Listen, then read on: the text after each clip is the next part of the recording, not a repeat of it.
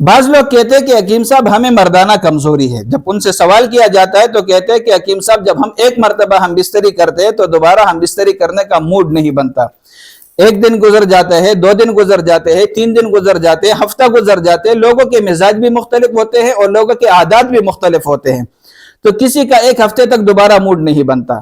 تو کوئی ایسا نسخہ بتا دیجئے کہ بار بار ہم بستری کرنے کا دل کرے۔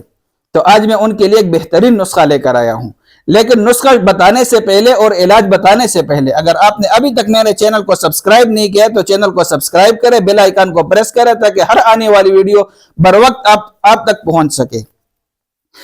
دیکھیں بات دراصل یہ ہے کہ مردانہ کمزوری کے وجوہات بھی مختلف ہے اور مردانہ کمزوری کی شکلیں بھی مختلف ہے۔ اگر سپرم کی کمی ہے تو بھی مردانہ کمزوری ہے، اگر منی کی کمی ہے تو بھی مردانہ کمزوری ہے، اگر صورت انزال کا مسئلہ ہے تو بھی مردانہ کمزوری ہے، اریکشن کی کمی ہے تو بھی مردانہ کمزوری ہے۔ پھر ان کے علاج بھی مختلف ہے،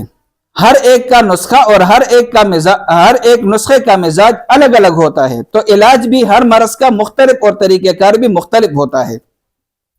تو وہ لوگ جو اس شکایت میں مبتلا ہے، جو کہتے ہیں کہ ہمارا موڈ نہیں بنتا، تو ان کے لیے میں بہترین نسخہ لے کر آیا ہوں۔ نسخہ کیا ہے؟ نسخہ یہ کہ انہوں نے لینا ہے چوہارے 250 گرام، سالب پنجہ 50 گرام، سالب مصری 50 گرام،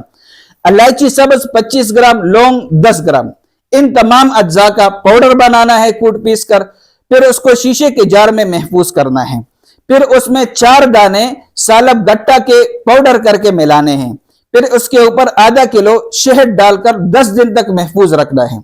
10 دن کے بعد اس کا استعمال شروع کرنا ہے، ہم بستری سے 1 گھنٹہ پہلے نیم گرم دودھ کے ساتھ چند دن استعمال کریں گے، انشاءاللہ یہ شکایت دور ہو جائے گی۔